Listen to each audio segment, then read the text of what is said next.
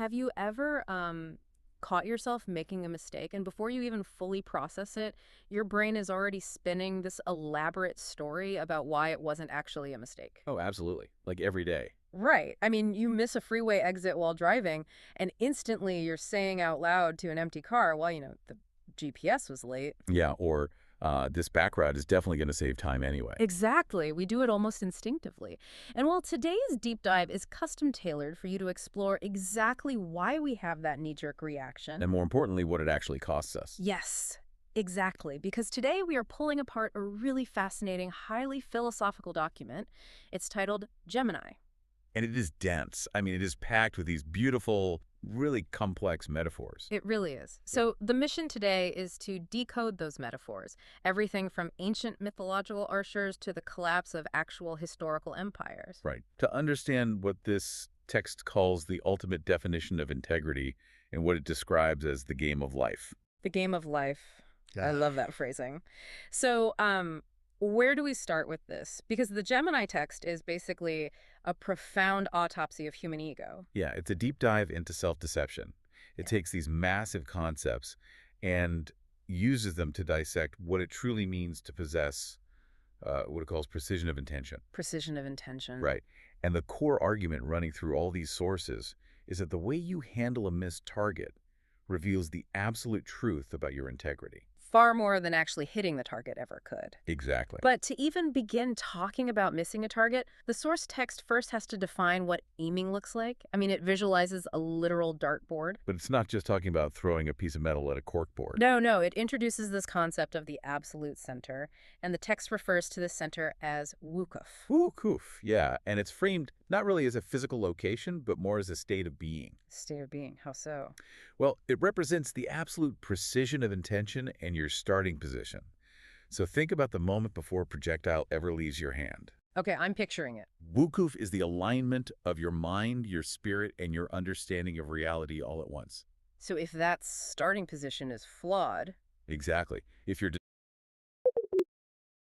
distracted or, arrogant or just misaligned, the arrow is doomed before it even takes flight. The foundation completely dictates the outcome. wow.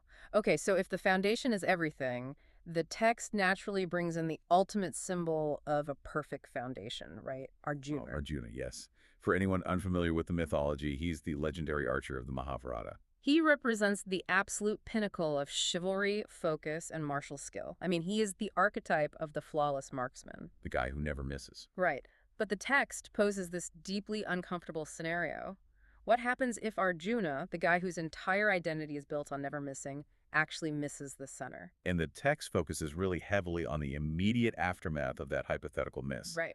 So if Arjuna does not hit the center from that pure starting state of Wukuf, he faces a choice. He can accept the failure, or Or he can engage in what the text brilliantly calls an artificial correction. your artificial correction. I love that phrase so much. It's so good. It's the act of manually moving the arrow or, shifting the target itself after the shot has already landed. Okay, let's unpack this because this is basically the ancient philosophical equivalent of modern data massaging. Oh, 100%. Like you launch a product, it completely flops, and instead of admitting you misread the market, you just Or you change the metrics of success. right. You change the metrics so you can still present a positive graph at the quarterly meeting. You shoot, you miss, and then you just paint a bold new bullseye around wherever the arrow happened to land just to protect your ego. And the source is entirely unflinching about the danger of that instinct.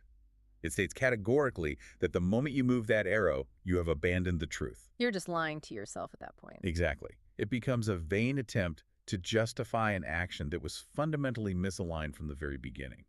You are actively choosing to reject reality for the comfort of wishful thinking.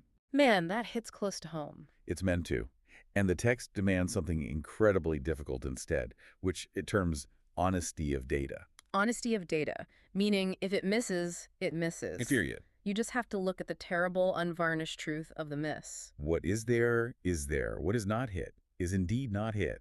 The text explicitly warns against adding any drama, vain curiosity, or elaborate theories to explain away the failure. No excuses. None. It requires you to absorb the stark reality of the physical evidence. I mean, the arrow's in the dirt. Leave it in the dirt. But sitting with that failure is agonizing. I mean, it goes against every single self-preservation instinct we have as humans. It really does. But the source text doesn't just leave us sitting in the dirt. It actually offers a mechanism for achieving that pure state of wukuf. Right, and it does so by contrasting Arjuna with a completely different type of archer. This is where it gets really interesting. Yeah, it introduces this fascinating counter character called Blind Jack. Blind Jack. Right. And it builds this incredible juxtaposition between Arjuna, the mythological hero with perfect vision, and Blind Jack to illustrate the actual mechanics of true intention. Okay, wait.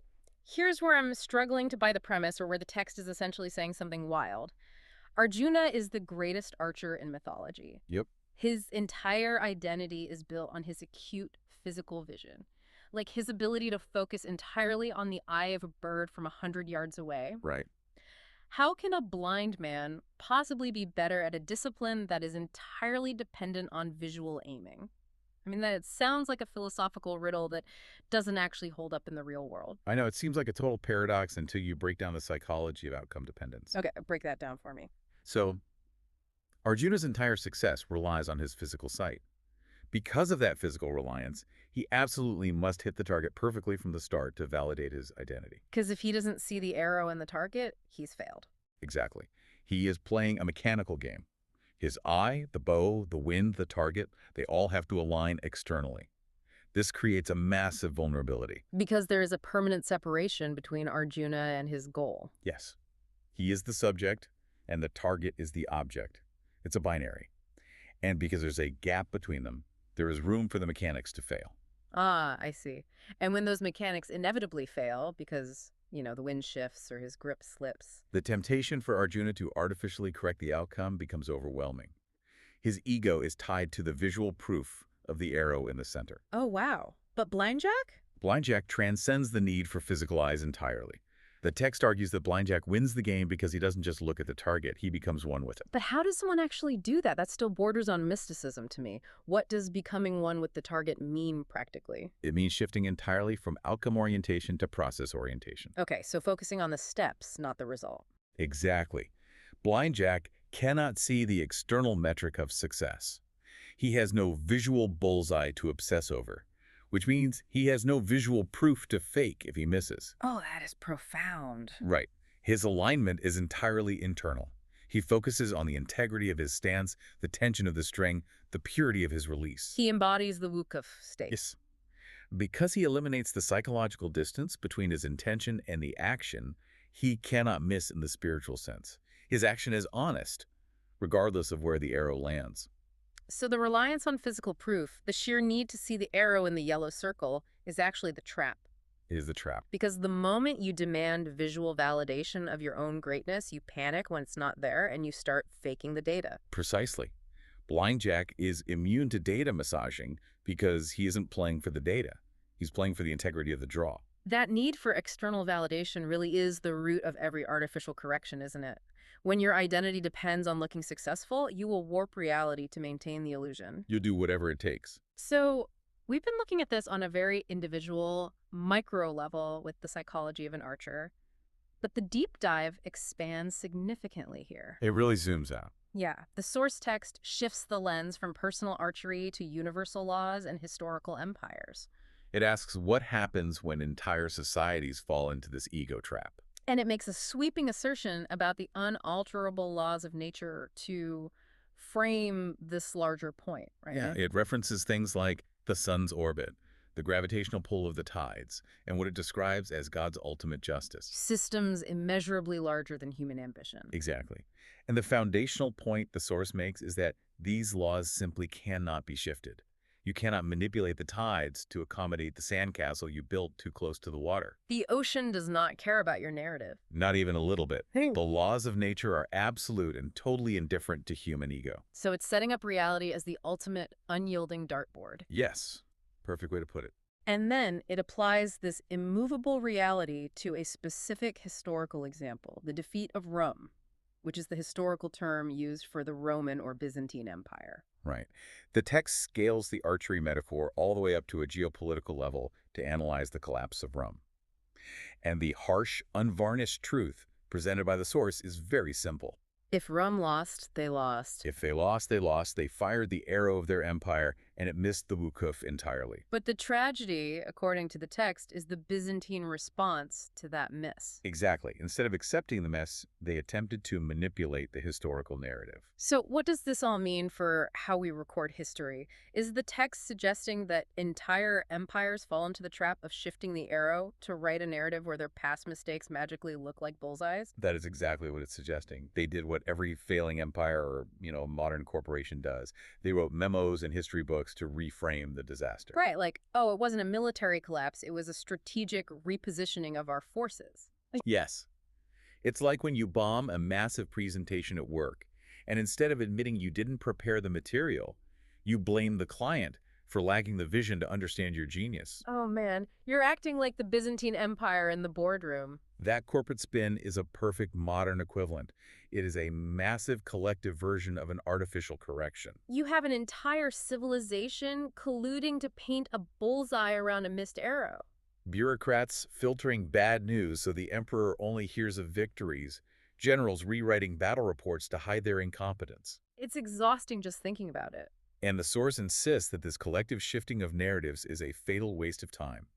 Interpretations and theories designed to soften the blow of a past mistake do nothing to change the unalterable laws of nature that caused the defeat in the first place. The text is demanding that same honesty of data we talked about with the Archer, but applied to the rise and fall of nations. Exactly. If the empire's economy collapsed, admit the structural failure. If the battle was lost, admit the tactical error. Failing to admit the collapse traps you in a delusion. Because if you refuse to acknowledge where the arrow actually landed, you deprive yourself of the data needed to correct your intention for the next shot. That makes so much sense. The laws of nature, the actual economic, social, or military realities of why an empire falls, will not bend to your manipulated history. They absolutely won't. You can write 1,000 books claiming a victory, but if your cities are falling, reality is asserting its dominance. It is incredibly confronting because we do this on a personal level constantly. We act as our own PR department, spinning our personal histories. All the time. Like, I didn't get fired because of poor performance. I simply outgrew the restrictive environment of that company. Right. We are all little empires of rum, terrified of our own raw data, desperately trying to rewrite our defeats. But admitting a historical or personal miss requires a staggering amount of mental fortitude. It is a deeply painful process. It is. You have to admit not just that a specific action failed, but that your fundamental starting position, your wukuf, was flawed. It's agonizing. It's looking in the mirror and saying, I was wrong, my assumptions were wrong, and I completely missed the mark.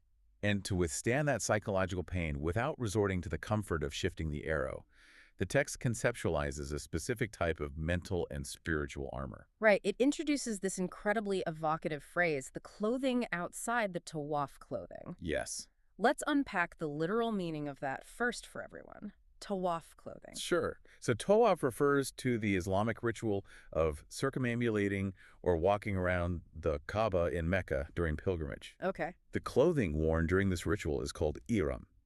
It is profoundly simple, usually unsketched white garments, and it signifies absolute equality, purity, and devotion. It strips away all worldly status. That's a powerful image on its own. But the text does not stop there. It talks about a layer of conceptual clothing worn outside of that already profound state. An extra invisible layer of armor over your deepest spiritual devotion. What exactly is this outer clothing protecting you from? It represents an unshakable adherence to the truth of the dartboard.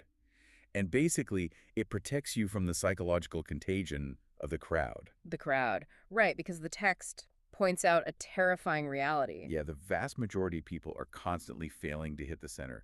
They are missing the wukuf every single day. And when massive crowds of people miss, they seek comfort in numbers. Exactly. They all collectively agree to move the target. They normalize the artificial correction so nobody has to feel like a failure. They create this massive current of self-deception. The protective clothing outside the tawaf clothing keeps you from being swept away by that current. It gives you the immense internal firmness required to stand in front of your completely missed arrow and declare, I missed. Even while thousands of people around you are busily painting fate bullseyes around their own failures and demanding you do the same. It's like wearing high-end, noise-canceling headphones in an auditorium where thousands of people are screaming the wrong answer at the top of their lungs. That's a great analogy. The sheer peer pressure to just grab a paintbrush and join the crowd in faking the data is immense. It takes a terrifying amount of strength to remain the only person anchored to reality. It really does. And the source poses a massive final question that brings this entire philosophy to a head. Okay, lay it on us. It looks back at the fallen empire of Rum, and it asks, did Rum ultimately lose because they were too busy shifting the arrow? Wait, really? That is a staggering thought. Think about it. Were they so entirely consumed with manipulating their history, with massaging the data to protect the fragile imperial ego, that they went completely blind to the reality of their situation? So the empire collapsed not because of the initial military or economic failures, but because their leaders could not summon the integrity to simply admit their aim was flawed from the beginning. Exactly. That exposes the ultimate tragic irony of this entire text. The very act of trying to manipulate the data to hide your failure is the exact mechanism that guarantees your total destruction. Yes, you are spending all of your finite energy, all of your resources, maintaining a massive lie. Instead of just fixing your stance for the next shot. Exactly. If the leaders of Rum had possessed that clothing outside the Tuaf clothing, if they had the fortitude to practice total honesty of data and admit they missed the Wukuf, they might have survived. They could have analyzed the raw, painful data of their defeat, recalibrated their empire, and found a true starting position. But by choosing the comfort of the artificial correction, they sealed their own fate. They disconnected from reality, and the unalterable laws of nature simply watched over them. They proudly painted a beautiful bullseye in the dirt, completely ignoring that the actual target remained untouched miles away. It's tragic. It's such a powerful framework because it violently strips away all the comforting little lies we tell ourselves. It really demands that we look at the raw, unedited data of our relationships, our careers, and our habits without the distorting filter of our egos. Bringing the lens entirely back to you, the listener, the Gemini text serves as a relentless mirror. It argues that true integrity is absolute and binary. Whether you are a mythological archer wrestling with outcome dependence, a global empire trying to secure a historical legacy, or just a person trying to navigate the messy complexities of daily life, integrity means accepting exactly where your arrow lands. It requires understanding the precision of intention, the wukuf. And when you inevitably miss it, embracing the failure without a shred of manipulation, no artificial corrections, no retroactive justification. It's the brutal, liberating truth. The brutal, liberating truth. Exactly. What an incredibly profound journey. Thank you for joining us on this custom deep dive into the philosophical depths of the Gemini text. It completely reframes how we should view our daily stumbles, demanding a level of honesty that is as terrifying as it is necessary. It fundamentally challenges the architecture of our egos, asking us to value the truth of a miss over the illusion of a hit. As we wrap up this exploration, we want to leave you with one final thought to mull over as you go about your day. We've talked extensively about the sheer exhaustion of rewriting history, the massive cognitive load it takes to continuously paint those fake bullseyes around our mistakes and convince others they are real. It takes so much energy. It really does. So consider this.